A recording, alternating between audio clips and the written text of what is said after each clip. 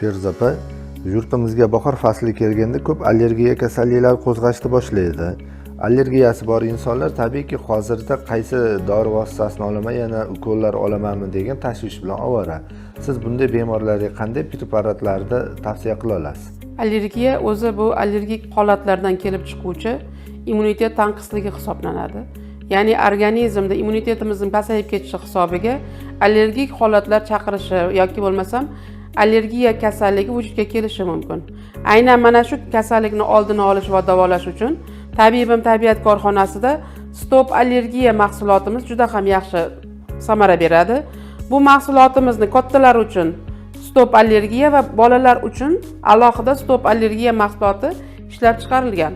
Bu mahsulotlar immunitetni ko'tarib beradi, allergik holatlarni oldini oladi hamda allergiyani yo'q qilishda, immunitetimizni ko'tarishda juda ham yuqori samara beradi.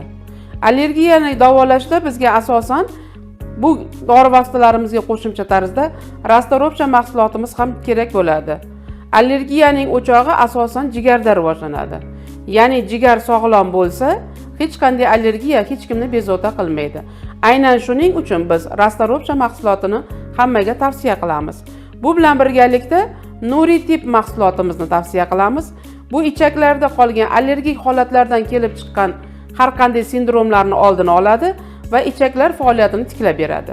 Sizda allergiya bo'lsa, albatta bizga murojaat qiling va biz bilan birgalikda o'z salomatligingizni tiklang.